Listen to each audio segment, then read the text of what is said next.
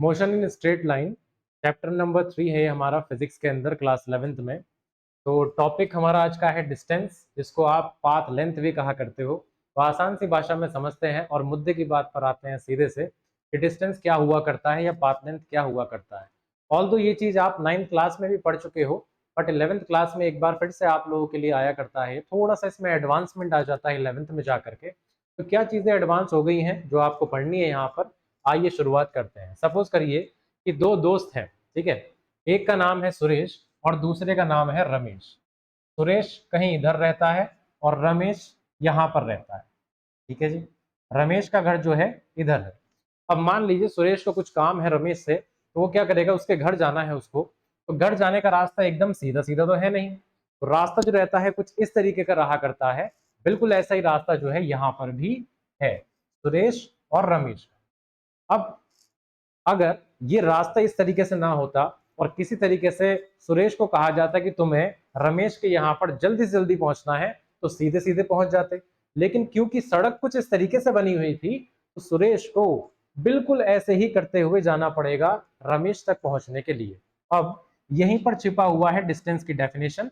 देखिए, डिस्टेंस की जो डेफिनेशन होती है वो हुआ करती है actual path covered by body. Actual path covered by body.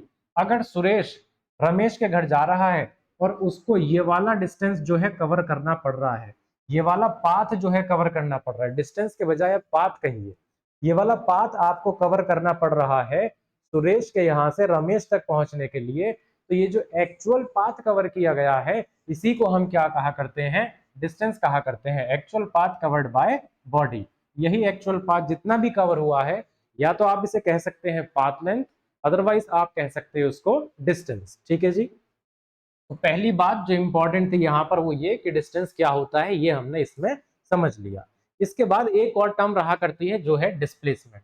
अब फिर से वही एग्जाम्पल में लेकर के चलता हूं। मान लीजिए सुरेश अगेन यहाँ पर इनका घर है, रमेश इस जगह पर रहते हैं। अभी हमने देखा था कि सुरेश के यहाँ से रमेश तक पहुंचने के लिए आपको कुछ इस तरीके से जो है डिस्टेंस कवर करना पड़ रहा था। ऐसा था या कुछ थोड़ा इस तरीके से ही था, गोलमोल तरीके से, सीधा सीधा नहीं था रास्ता। अब मान लीजिए अगर सुरेश यहाँ पर खड़ा है, अपने घर के छत पर खड़ा है, और यहाँ पर रमेश है, वो भी अपने घर के छत पर खड़ा हुआ है। तो सुरेश जब बात करेगा रमेश से, या अगर किसी से पूछा जाए कि बताओ जरा रमेश का घर किधर है, तो ये जो सुरेश यहाँ पर खड़ा हुआ है ना, ये क्या कहेगा कि रमेश का जो घर है, रमेश का जो घर है वो इस डायरेक्शन में है। रमेश का जो घर है वो इस डायरेक्शन में है। इस डायरेक्शन में मतलब ये वाली डायरेक्शन। रमेश अपनी छत से खड़े होकर के, सुरेश अपनी छत से खड़े होकर के ये कहेगा कि रमेश का जो घर है वो इस डायरेक्शन में है। यानी कि अब जो इंपॉर्टेंट बात है नोट करने वाली वो ये कि यहां पर हम डायरेक्शन को इंक्लूड कर रहे हैं, डायरेक्शन की बात कर रहे हैं। अगर डायरेक्शन की बात आई तो कौन सी डायरेक्शन की बात आई, इस वाली डायरेक्शन की बात आई, इस डायरेक्शन की बात आई। और यहां से यहां तक, यहां से यहां तक पहुंचने के लिए पाथ भी कितना कवर करना पड़ेगा, इतना पाथ ये जो है बॉडी को कवर करना पड़ेगा। तो यहां पर दो चीजें आई, एक तो आया क्या चीज, एक आया मैग्नीट्यूड। एक बार मैं दूसरे कलर से मेंशन करके यहां पर इसको समझाता हूं थोड़ा सा, ठीक है। ये जो है ये एक्चुअल पाथ यहां पर कवर हुआ, ठीक है। एक्चुअल पाथ जो कवर हो रहा है अब की बार वो इतना हो रहा है, बट एक्चुअल पाथ जो कवर हुआ उसके साथ साथ हमने यहां पर डायरेक्शन भी इंक्लूड कर दी। क्योंकि यहां पर डायरेक्शन इंक्लूड हो चुकी है, इसलिए अब मैं क्या कहूंगा कि ये जो चीज, ये जो डिस्टेंस कवर हुआ है एक पर्टिकुलर डायरेक्शन के साथ में, इस चीज को ही हम कहा करते हैं डिस्प्लेसमेंट। तो डिस्प्लेसमेंट क्या हो जाएगा, डिस्प्लेसमेंट हो जाएगा, आप लोगों ने बहुत बार सुना भी होगा, shortest path covered by body. Shortest path covered by body, shortest path covered by body, इस तरीके से भी आप क्या है डिस्प्लेसमेंट को समझा सकते हो। या फिर आप एक और तरीके से समझा सकते हो यहाँ पर डिस्प्लेसमेंट को। वो तरीका क्या है, वो तरीका ये है, देखिए सुरेश, सुरेश का घर जो है वो हो गया इनिशियल पॉइंट, और रमेश का जो घर है वो हो गया फाइनल पॉइंट। यानी कि इनिशियल पोजीशन से लेकर के फाइनल पोजीशन तक कितना चेंज आया, कितना चेंज आया, या कितना पोजीशन के अंदर चेंज आया, इस तरीके से आप कह सकते हो ये चीज कहलाएगी डिस्प्लेसमेंट। इसको भी मैं लिख देता हूं। दूसरे तरीके से आप इसे क्या बता सकते हो, डिस्प्लेसमेंट को बता सकते हो कि डिफरेंस, कैसे बता सकते हो, पोजीशन के टर्म्स में बता सकते हो, difference between initial and final position, difference between initial and final position. इस तरीके से भी आप जो है बता सकते हो डिस्प्लेसमेंट के बारे में। तो ये हो गया डिस्प्लेसमेंट। या तो आप ऐसे बताइए कि difference between initial and final position, या फिर आप ये भी कह सकते हो कि शॉर्टेस्ट पाथ जो कवर करेगी बॉडी किसी एक पर्टिकुलर डायरेक्शन में, वो डिस्प्लेसमेंट कहलाएगा। अब ये जो दो टर्म है डिस्टेंस और डिस्प्लेसमेंट, इसमें और भी कुछ पॉइंट्स है जिनको हम यहाँ पर डिफरेंस की हेल्प से पढ़ लेते हैं। तो पहला डिफरेंस जो आप लिख सकते हो डिस्टेंस और डिस्प्लेसमेंट के बीच में, वो क्या हो जाएगा, डिस्टेंस जैसा कि हमने अभी अभी पढ़ा, actual path covered by body, actual path covered by body, ये हो जाएगा पहला पॉइंट जो हम डिस्टेंस में लिख सकते हैं। इसके अगेंस्ट हम डिस्प्लेसमेंट में जाकर के क्या लिख सकते हैं, यहां लिख सकते हैं difference, difference in initial and final position. इन कह दो आप या बिटवीन कह दो, इनिशियल एंड फाइनल पोजीशन। ये हो गया पॉइंट नंबर 1 डिस्प्लेसमेंट के लिए और डिस्टेंस के लिए। दूसरा पॉइंट क्या हो जाएगा, दूसरा पॉइंट ये हो जाएगा, क्योंकि यहां पर हमने सिर्फ मैग्नीट्यूड की बात की, डिस्टेंस में हम सिर्फ मैग्नीट्यूड की बात करते हैं, दैट मींस ये कैसी क्वांटिटी होगी, ये एक स्केलर क्वांटिटी होगी। जबकि डिस्प्लेसमेंट के अंदर हमने क्या कहा था कि एक पर्टिकुलर डायरेक्शन में आपको ट्रेवल करना पड़ेगा। क्योंकि डायरेक्शन की बात यहां पर हो गई, तो इसको आप कह सकते हो एक वेक्टर क्वांटिटी। तीसरा पॉइंट हम क्या लिख सकते हैं, देखिए डिस्टेंस जो हुआ करता है, डिस्टेंस ये कभी भी जीरो नहीं हो सकता, कांट बी जीरो, ये कभी भी जीरो नहीं हो सकता। अगर बॉडी जो है मोशन कर रही है तो कभी भी डिस्टेंस जो है जीरो नहीं हो सकता। इसके अगेंस्ट डिस्प्लेसमेंट, क्या ये जीरो हो सकता है, यस ये जीरो हो सकता है, कैन बी जीरो। इसका मैं आपको एग्जाम्पल भी समझाता हूं। देखिए यहां पर मान लीजिए एक सर्कुलर ट्रैक है, ठीक है, एक सर्कुलर ट्रैक है। इस सर्कुलर ट्रैक में मैंने एक पॉइंट लिया, ये हो गया पॉइंट ए। पॉइंट ए से मैं अपना मोशन स्टार्ट करता हूं, ठीक है, पॉइंट ए से मैं अपना मोशन स्टार्ट करता हूं, गोल गोल घूमता हूं और दोबारा लौट करके कहां आ जाता हूं, उसी ए पॉइंट पर लौट करके दोबारा से आ जाता हूं जहां से मैं चला था। तो एक बात बताइए, मेरे लिए इनिशियल पोजीशन क्या होगी, वो होगी ए पॉइंट, और फाइनल पोजीशन क्या होगी, वो भी होगी ए पॉइंट। क्योंकि कोई डिफरेंस ही नहीं है इनिशियल और फाइनल पोजीशन में, तो इस तरीके से मैं यहां पर कह सकता हूं कि डिस्प्लेसमेंट कितना हो जाएगा, इस केस में जीरो हो जाएगा। लेकिन क्या डिस्टेंस जीरो हो पाएगा, बिल्कुल भी नहीं। डिस्टेंस क्या हुआ करता है, जैसा कि हमारे डेफिनेशन में है, actual path covered by body. क्या बॉडी ने कोई एक्चुअल पाथ कवर किया है, बिल्कुल किया है। ये जो पाथ था, ये पाथ ही यहाँ पर एक्चुअल पाथ जो कवर हुआ है, ये डिस्टेंस बन जाएगा। और ये जो वैल्यू है ये कभी भी जीरो नहीं हो सकती, जो इस केस में हम जानते हैं किसके बराबर होगी, 2 पाई आर के बराबर होगी। तो यहाँ पर 2 पाई आर हो गया डिस्टेंस, जबकि डिस्प्लेसमेंट कितना हो जाएगा, वो हो जाएगा जीरो।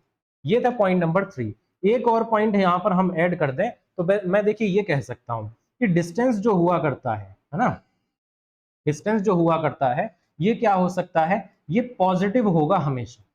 ये क्या होगा, हमेशा पॉजिटिव होगा जब भी बॉडी मोशन कर रही है। ऐसा नहीं कि निगेटिव डिस्टेंस होगा। जैसे किसी बॉडी ने ट्रेवल किया, कुछ पाथ कवर करती है बॉडी, तो देखिए ए से अगर बी पॉइंट तक किसी बॉडी ने ट्रेवल किया और फिर बी से लौट करके दोबारा कहाँ आ गए, ए पॉइंट पर लौट करके आ गए, तो इस केस में क्या होगा, इस केस में अगर मैं कहूं एक्चुअल पाथ पहले तो इस तरीके से कवर हुआ और फिर आप इधर की तरफ लौट गए, यानी कि आपका जो पाथ है वो हमेशा कवर हुआ है, यानी कि डिस्टेंस हमेशा क्या रहेगा, कुछ ना कुछ पॉजिटिव क्वांटिटी रहेगा। लेकिन डिस्प्लेसमेंट क्या हो सकता है, ये जो डिस्प्लेसमेंट टर्म है ये आपकी निगेटिव भी हो सकती है। डिस्प्लेसमेंट क्या हो सकता है, निगेटिव भी हो सकता है। देखिए समझिए इस चीज को कैसे हो सकता है। मान लीजिए ये ए पॉइंट है, ए पॉइंट से मैं चलता हूं बी पॉइंट पर, ठीक है, और बी पॉइंट से चल करके मैं एक सी पॉइंट पर आ जाता हूं। सी पॉइंट कहां पर है, इधर है। सी पॉइंट जो है इस साइड पर है। मैं ऐसे चल करके ए से बी पर गया और बी से लौट करके सी पर आया, तो आप क्या देखोगे यहां पर, डिस्प्लेसमेंट, क्योंकि हमने पढ़ रखा है डिफरेंस, डिफरेंस है इनिशियल और फाइनल पोजीशन के बीच में। इनिशियल पोजीशन क्या है आपकी ए, और फाइनल पोजीशन क्या है आपकी सी। तो आप जब यहां पर डिस्प्लेसमेंट कैलकुलेट करोगे तो वो क्या आएगा, नेगेटिव क्वांटिटी निकल करके आएगा, क्योंकि आप पॉजिटिव वैल्यू देखिए, अगर मैं यहां पर क्या बनाता हूं, एक एक्सिस बना करके दिखाता हूं आप लोगों को, देखिए किस तरीके से एक्सिस बनाऊंगा। जहां से मैंने मोशन स्टार्ट किया था वहां पर मैंने क्या रख दिया, ओरिजिन को रख दिया। ठीक है, ये शॉर्ट में एक एग्जांपल लेकर के मैं आपको समझा रहा हूं। जहां से मैंने मोशन स्टार्ट किया था वहां मैंने ओरिजिन मान लिया। ओरिजिन से हम कुछ पॉजिटिव क्वांटिटी कवर करते हैं, ए से लेकर के बी तक हम कुछ पॉजिटिव क्वांटिटी कवर करते हैं। सपोज करिए 5 यूनिट हम पॉजिटिव डायरेक्शन में चले। ठीक है, उसके बाद क्या हुआ, हम इस डायरेक्शन में चलना स्टार्ट करते हैं। इस डायरेक्शन में जब चलना स्टार्ट करें, क्योंकि ये डायरेक्शन क्या है, अपोजिट है, इसलिए मैं क्या करूंगा, इसको -5 काउंट करूंगा यहाँ पर। हम चलते हैं राइट साइड में, तो ये क्या हो गया +5। लौट करके आए अपोजिट डायरेक्शन में, कितना चल गए -5। लेकिन हम यहीं पर नहीं रुके, हम इसके आगे भी गए हैं और कंटिन्यू करे हैं थोड़ा सा। तो सपोज करो ये आप कितना चले 3, क्योंकि डायरेक्शन अभी भी अपोजिट है, इनिशियल डायरेक्शन के अपोजिट में ही जा रहे हैं हम, तो मैंने इसको कंसीडर कर दिया -3। अब आप चेक करो यहाँ पर इनिशियल पॉइंट से लेकर के फाइनल पॉइंट, इन दो के बीच में देखे कितना डिस्प्लेसमेंट है। इनिशियल पॉइंट था ए, फाइनल पॉइंट हो गया सी, इनिशियल पॉइंट हो गया 0, फाइनल पॉइंट हो गया -3, तो डिफरेंस कितना आया, -3 -0, यानी कि आपका यहाँ पर डिस्प्लेसमेंट आ गया -3 के बराबर। सीधी सी बात भी है, ये जो 5 है इस -5 को क्या कर देगा, कैंसिल कर देगा, और इतना बच जाएगा आपके पास -3। जो यहाँ पर दिखा रहा है आपको, that displacement can be negative. तो ये था कुछ डिफरेंस डिस्टेंस और डिस्प्लेसमेंट के बीच में। आई होप आप लोगों को जो है समझ में आया होगा। सबसे पहले हमने डिस्टेंस समझा यहाँ पर कि क्या हुआ करता है, एक्चुअल पाथ जो बॉडी कवर करती है वो हुआ करता है, जैसे ये एक्चुअल पाथ कवर हुआ था। ठीक है, और उसके बाद में डिस्प्लेसमेंट में हमने समझा कि भाई इनिशियल पोजीशन जो है और फाइनल पोजीशन जो है, इनके बीच में जितना भी डिफरेंस होगा उसी को हम डिस्प्लेसमेंट कहा करते हैं। और we can say that shortest path covered by body, क्योंकि ऑटोमेटिकली वो शॉर्टेस्ट पाथ हो जाता है, बन जाता है। ठीक है, उसके बाद में हमने डिफरेंस की हेल्प से पढ़ा, तो डिफरेंस की हेल्प से हमने 4 पॉइंट ही अपने सामने रखे। अब इसके साथ में क्या है ना, कुछ सिमिलैरिटीज भी हैं, है ना। तो सिमिलैरिटीज क्या हुआ करती हैं डिस्टेंस और डिस्प्लेसमेंट के लिए, वो और देख लेते हैं एक बार। सिमिलैरिटी ये हुआ करती है कि दोनों की जो यूनिट है वो क्या हुआ करती है, ऐसा यूनिट वो मीटर हुआ करती है।